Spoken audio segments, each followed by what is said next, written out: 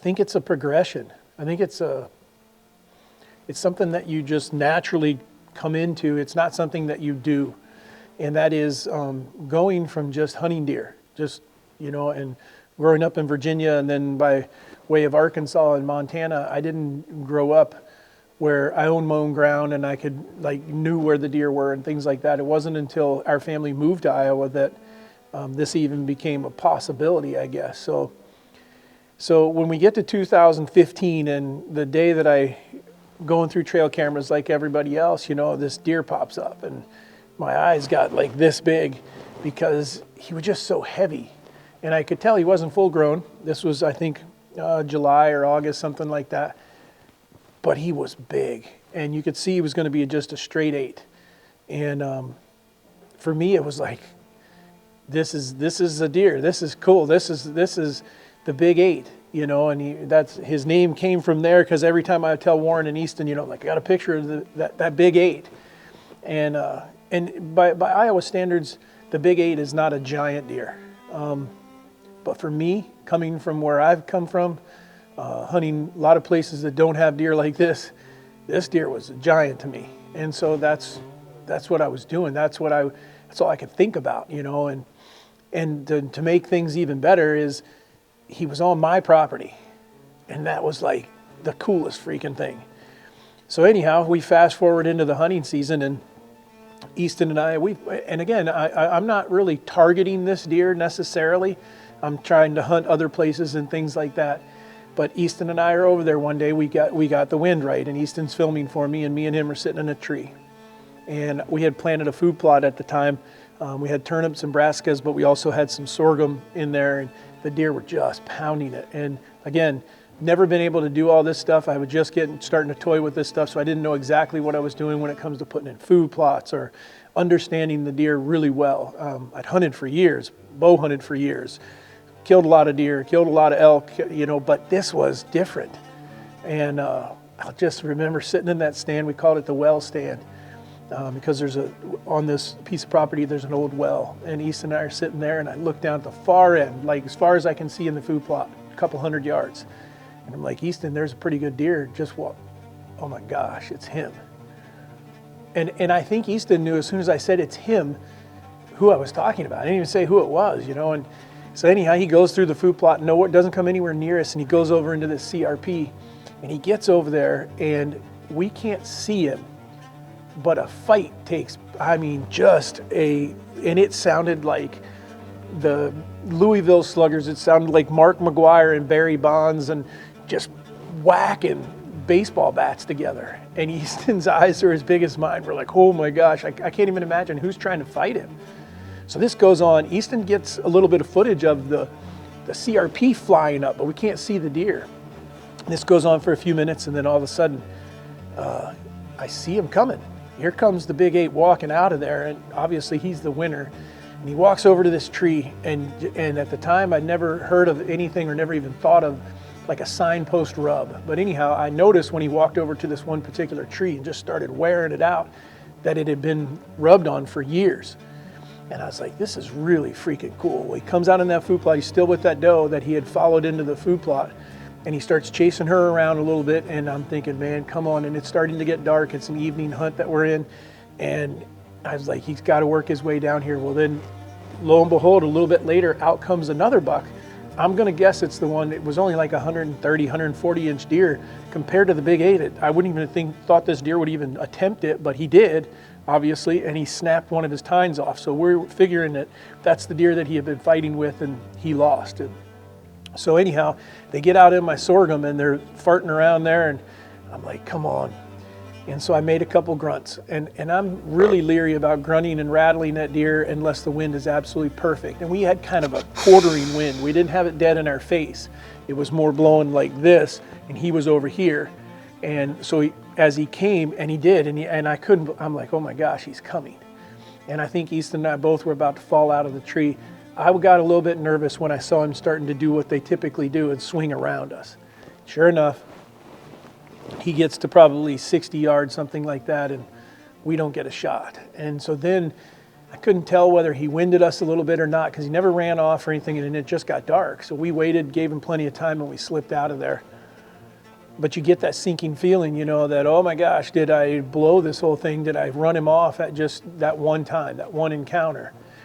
And but I couldn't give up. Now I was thinking about this deer. Now it had started. Now it was, all right, I'm going to start looking for no one else. This is the deer I want to try to shoot. So I get the wind right again.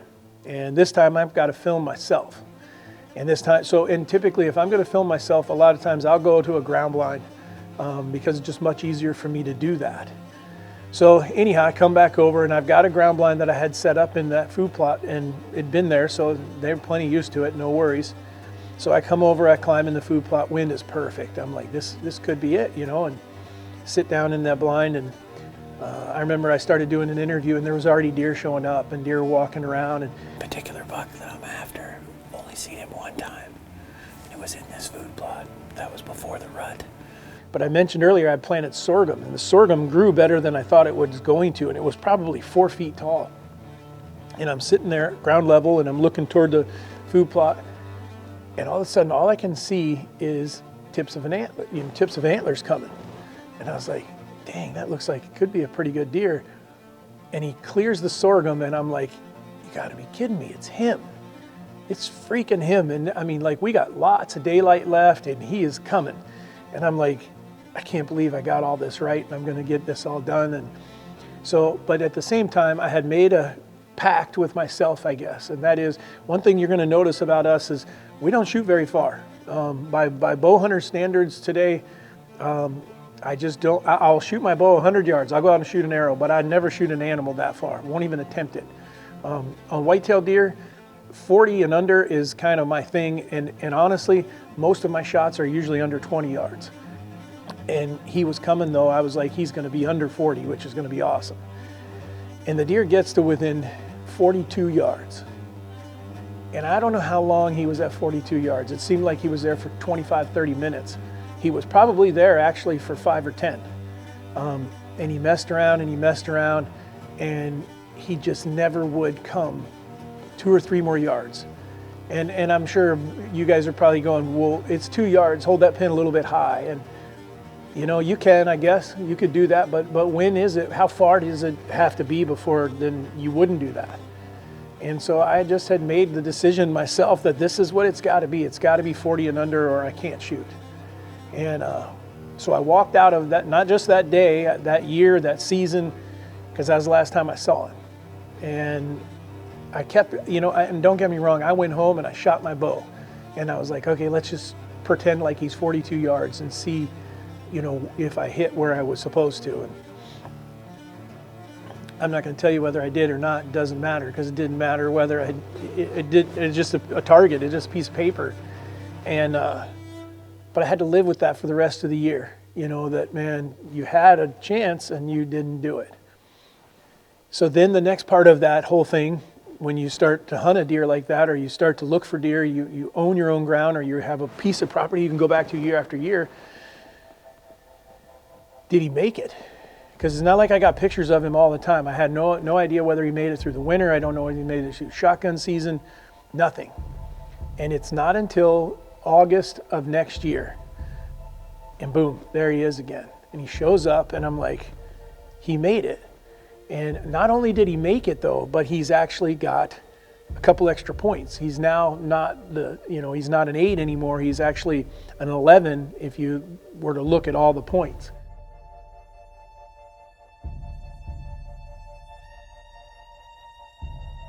Even though he now has 3 extra little tiny points, we still are going to refer to him as the big 8. I mean, he's mainframe 8.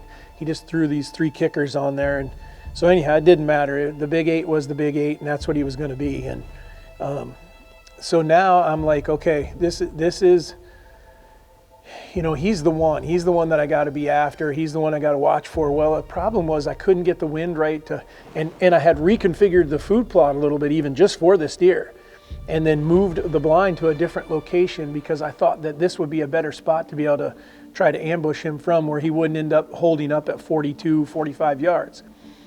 So anyhow, as things go in everyone's life, and ours too, everyone's busy one day. It is like November 7th or 8th, and the rut is like going crazy. Like you can't drive down the road and not see bucks running across the road. So I'm like calling, I'm like, okay, Warren, can you go? No, Warren can't go. Easton, can you go? He can't go. So I call Easton's buddy and I'm like, hey man, can you film this afternoon? Because I really feel like I got a chance of killing this deer. And he's like, yeah, I'll go with you. Can't see. What are you giggling about? Quit giggling. I have Brendan behind the camera. And the reason I have Brendan behind the camera is because I can't seem to get my own kids. They got too much going on for them to have time to be able to film. And we have waited for this day all season long. And so the two of us go over, we climb in this blind, we get in 3-4 hours early, and we feel like we're plenty of time, you know, and same thing as last year, deer start coming into the food plot, and I'm like, this is awesome.